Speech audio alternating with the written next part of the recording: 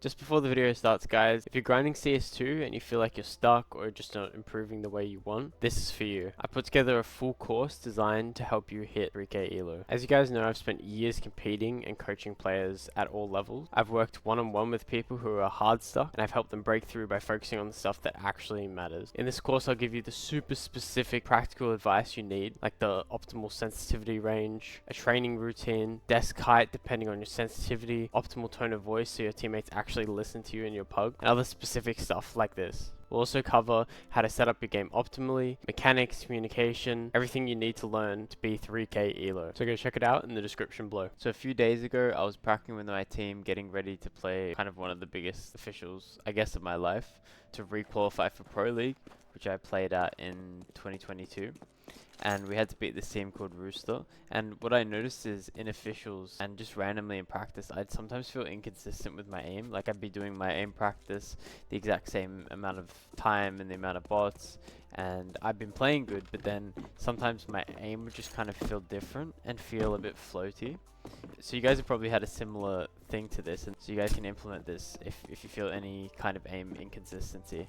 So what the concept is obviously I've got the mouse hand, the mouse cam here, and what it is instead of tensing your main pivot point, so for example for me a lot of my pivot point is kind of like, see that little bit of movement in my wrist and then also my elbow. So instead of tensing that part of my arm, it will stop me from moving, but it will tense my range of motion, right? So the way I hold the mouse is like this, so I don't really have much finger movement to the sides or anything like that. It's kind of just sturdy like this, and I use a lot of elbow and wrist, as I said before, which is a bit more flowy like this kind of. It's not these super tight kind of like turns with the wrist. So what I'm going to do is not tense my wrist or my elbow. I'm going to tense other parts of my arm that I'm not using. For example, my forearm. I'll press it into the ground for stability in terms of aim, and also to stop my mouse moving. Because obviously you can just stay full loose, which some people like to play with, where you just like, I'm super light right now, just kind of flicking around, just playing like this, which works for some people, but I like to have a bit of tense to stop the mouse, so it's not too floaty, and I feel like I have more control to kind of push into the mouse pad. So instead of using my wrist to push into the mouse pad, or my wrist to kind of seize up, then I can't spray transfer. I'll get the initial kill because I'll be like this, but then I can't move again with my wrist because I'm already stuck to the pivot point that I moved to. So what I'll do is I'll push my fingers into the mouse, like this bit, kind of into the mouse like this, but not tense my wrist. So you can practice this with your mouse right now.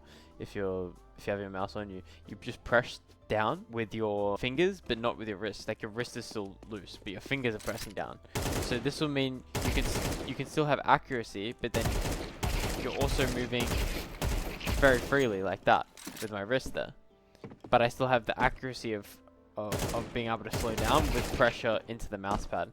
So the two ones I recommend, for me, I'm like a slightly lower sense, so I'm using like wrist and elbow, as I said. Some people are using like all wrist, and some people, you know, they're actually using the fingertips as well, where if you're using fingertips, you don't want to tense the fingertips because that's your range of motion, if that makes sense. So pick whatever the ones that you're not using. So for example, you're a fingertip user and also your wrist, you're on like a pretty high sense and you're kind of aiming like this, then you don't want to tense your wrist or your fingertips. You want to tense something like maybe your forearm. So the main two to tense are your forearm, and you either tense it, or I like to just push it into the mouse pad a little bit, and that gives that stability. People also use this part of their wrist. If you see, you can press that part of your wrist down into it without actually tensing your wrist. So basically there's a bunch of different pivot points. Just feel around with which one feels best when you tense or push down into the mouse pad for stability, but just don't use the pivot point that you use mainly to aim. So this is the realization, and it sounds simple, but you can just always kind of come back to this. So it's kind of like meditation, you know, where you come back to the breath or whatever. In this, you'll feel that your aim isn't feeling good. So what you'll do is you'll come back to, oh, okay, I can just go to this pivot point and I can go, okay, I can push my forearm down a bit, and now I'm back to how I was feeling. So once you get in game, you don't want to be thinking about any of this, by the way, guys. I say this all the time, you want to be thinking about macro, but it can be a mental checkpoint where you can go back to and go, oh, my aim's not feeling good, so I'm going to like apply a little bit of pressure to my wrist, which I've decided beforehand that's how I aim my best.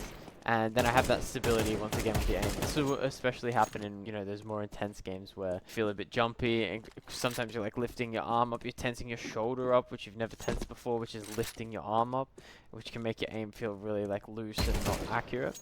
So that's why it's really good to come back to these kind of anchor points and use them as stability within your aim, especially in these high pressure games. So if you guys want any help with any of this or one-on-one coaching, I have it down below and the course down below. So I hope this really helped you. I'll see you guys in the next video.